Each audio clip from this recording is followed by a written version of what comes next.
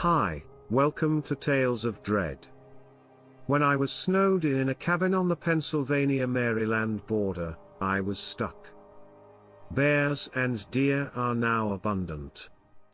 We kept salt licks, maize, and other food for them, not to hunt.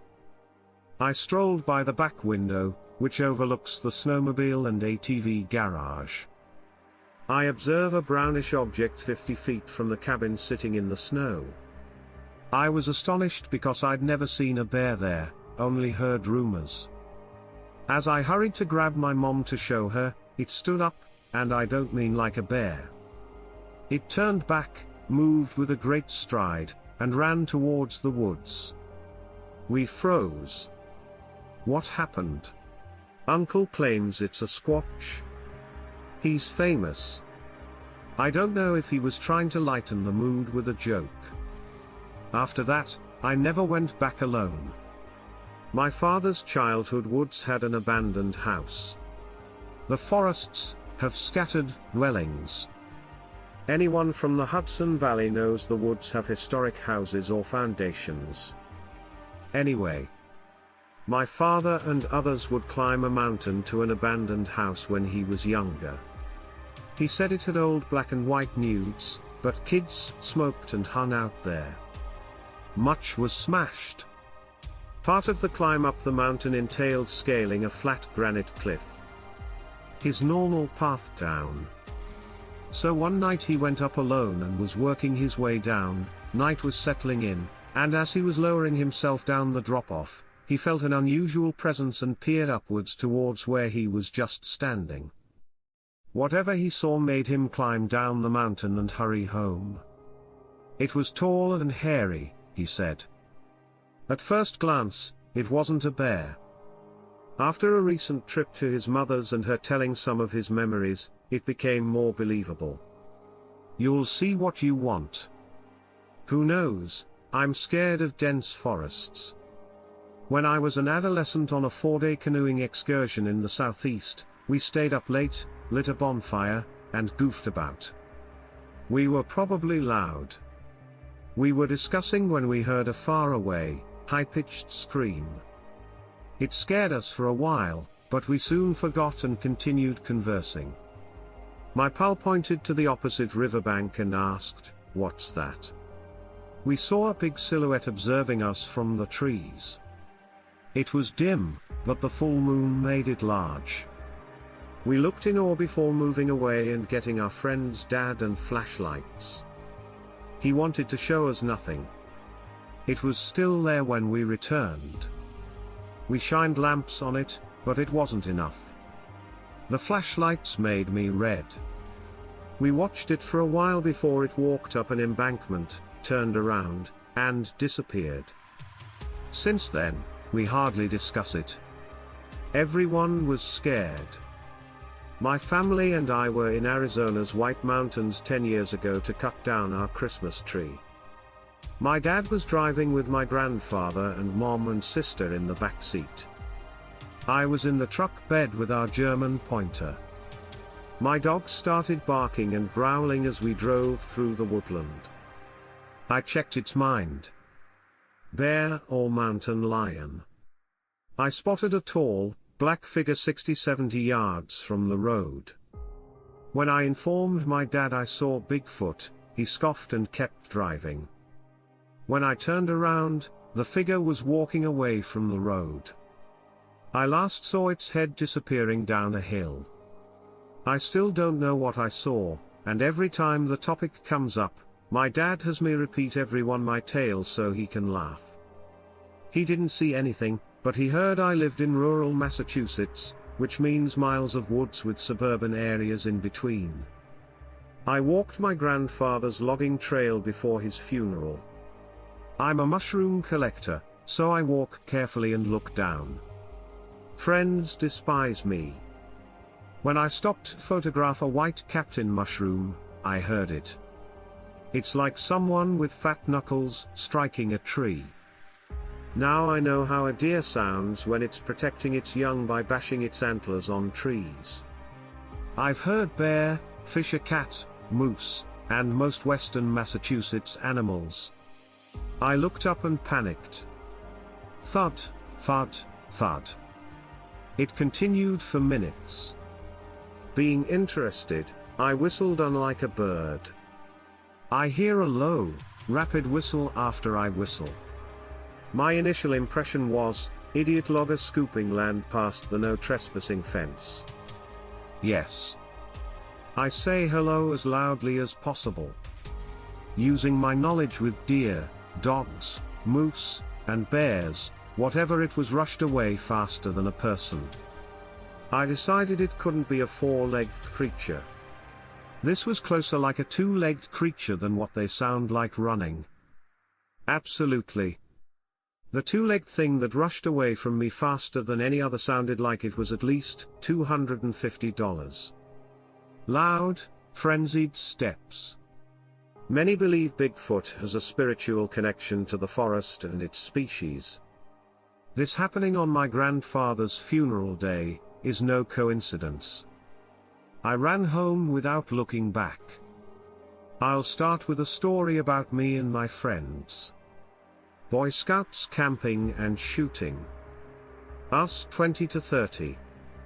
We were in a cabin with front and back windows and doors. Wooden tables were everywhere.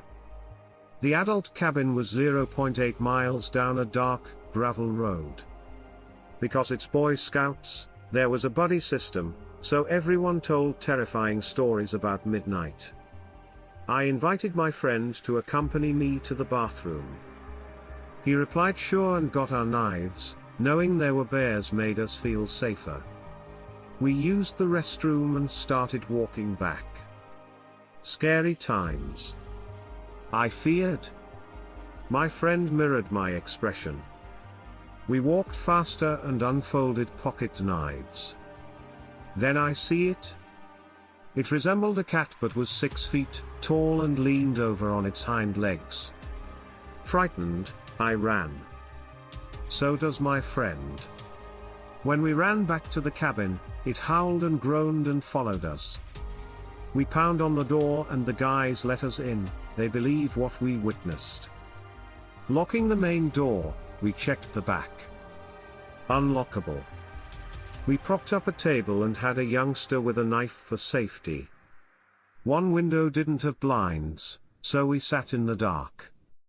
Then we see the blindless windows shitting. We heard it bumping against the back door as it slowly walked there. Perhaps opening it. It left, but we feared we'd perish. The night was sleepless. The adults laughed when we told them and said we were making things up. In the 1980s, my cousin was camping with his wife. My cousin said the ranger told them they were the only campers that night, so it's late, and he sees something across the lake. Seeing a bear, he gets his binoculars. It stood on its hind legs like a bear. It had a 70-year-old man's face and longer fur than a bear, he said. He assumed it was someone in a suit, but it disappeared swiftly. He was extremely scared and wanted to leave the park immediately. His wife believed he was being crazy and had an overactive imagination, so she brought a shotgun and insisted they'd be okay if anything occurred. That night, everything is normal until my cousin hears footsteps. He doesn't want to wake his sleeping wife. He keeps still and quiet. The tent is approached. My cousin's head was on the tent's corner. This figure stoops and touches the tent's corner. The figure is holding my cousin's head. I forget how long he stated this lasted, but it ended. My cousin stated it smelled like vehicle repairs, but he heard no car. Next day. No troubles at the camping. Cousin didn't mention footprints. Nobody left a trace.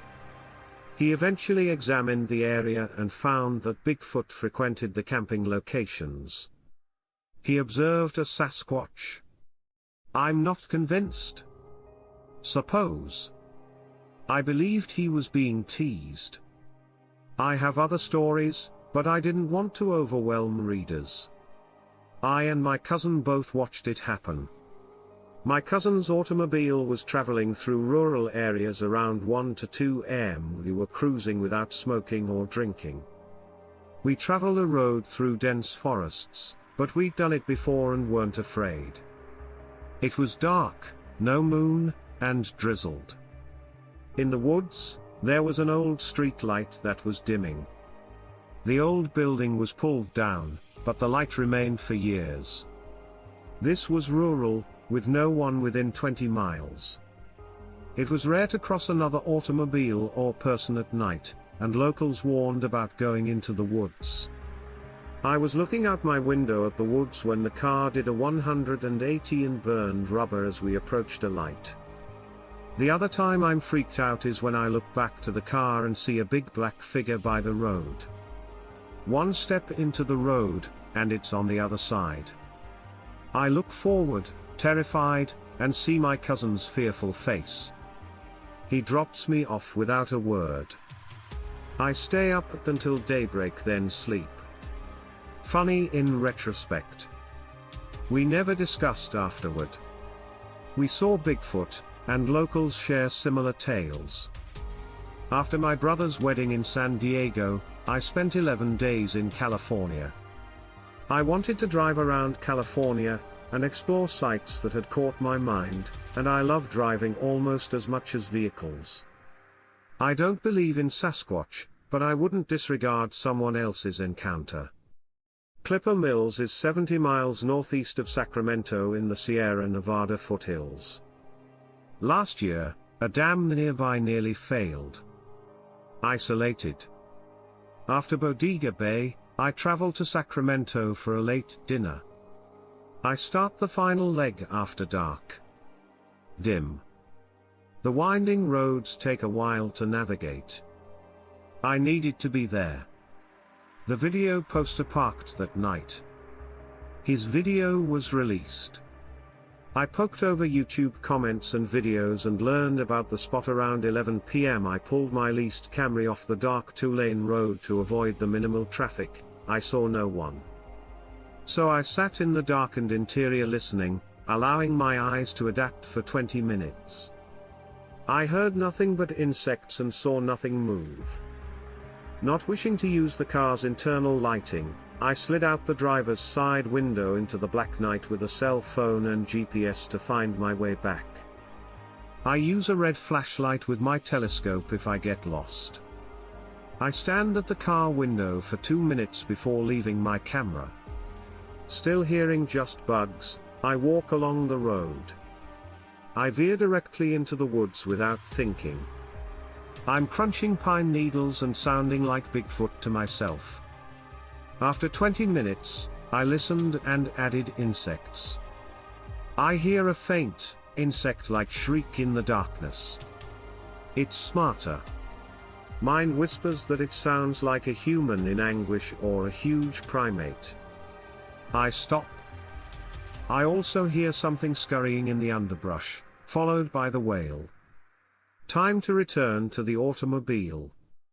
As I go back to the car, I hear a terrifying sound every 20 to 30 seconds from behind and in front of me. It seems to have a vocabulary of sorts, with guttural, high-pitched, and everything in between vocalizations. Meddling now. I've never been happier to see a camera. I started up before my ass was in the seat and half expected to see red eyeballs in the headlights from the dark woodland ahead. In my thoughts, a violent lunatic was chasing me. I went back the way I came, considerably faster than I had come. This black lab runs out of one wooded area and into another. I almost hit him. I was terrified. I slowed down after nearly hitting a dog. Some hour later, I discovered I had phone service again and opened my Expedia app to find a hotel. Once in my hotel room, I searched the internet on my iPad and determined that I had heard a barred owl, or a western screech owl. I can never be 100% sure, though.